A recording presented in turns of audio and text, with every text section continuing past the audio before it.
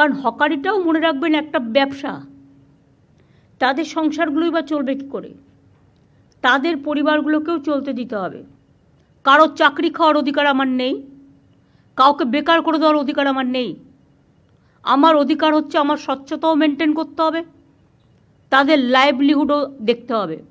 লক্ষ লক্ষ মানুষ কিন্তু হকারি করে খায় এবং প্রত্যেকটা মিউনিসিপ্যালিটি একই সিস্টেমে চলবে।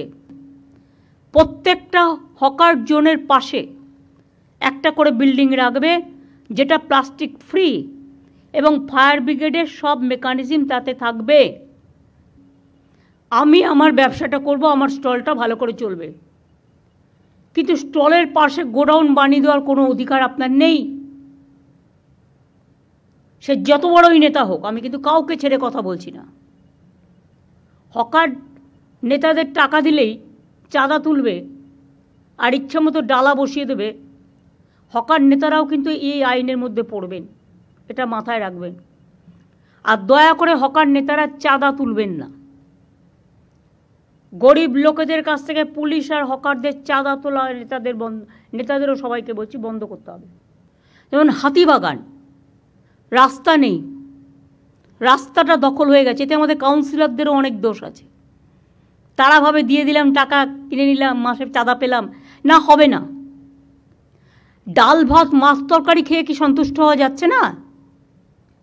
খেতে কি লাগে? এখন তো কেউ বাড়িতে বেড়াতে গেলে মিষ্টিও নিয়ে যায় না, পাছে ডায়াবেটিক হয়ে যায়। তো মানুষের কতটুকু লাগে বাঁচার জন্য? বাঁচার অধিকারের জন্য যতটুকু প্রয়োজন ঠিক ততটুকু কাজে লাগান, তার বেশি নয়। লোভ করা ভালো নয়, লোভ সম্বরণ করুন। এক্ষেত্রে লোকাল যারা আছে নেতা, পুলিশ, তারা সবচেয়ে বেশি দায়ী। প্রথমে বসাচ্ছেন, তারপরে গিয়ে বুলডোজার দিয়ে উচ্ছেদ করতে যাবেন। আমি এই পলিসিটাকে মানি না। আমি যে পলিসিটা মানি, প্রথম থেকেই রেস্ট্রিকশন করতে হবে। যে কাউন্সিলরের এলাকায় এটা চলবে সেই কাউন্সিলর অ্যারেস্ট হবে। যে নেতার এলাকায় চলবে, ডাবগ্রামে দেখেছেন আমি জেলা প্রেসিডেন্টকে অ্যারেস্ট করিয়ে দিয়েছি। Only one DPR is required. Hawker zone building, hawker stall and bazaar, তিনটে। যদি কোনো পুলিশ ইন্ধন দেয়, সঙ্গে সঙ্গে আমি তাকে সরিয়ে দেবো।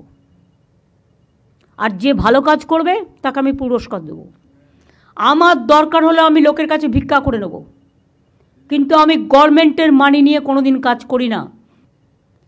যে লোকগুলোকে ইতিমধ্যেই পুলিশ সরিয়ে দিয়েছে, তাদের কি ঠিকানা, কোথায় আছে, কোথায় বাড়ি, সেটা দেখে নাও। একটা সার্ভে করে, পুলিশই করতে পারে এটা, লোকাল পুলিশ যারা করেছে।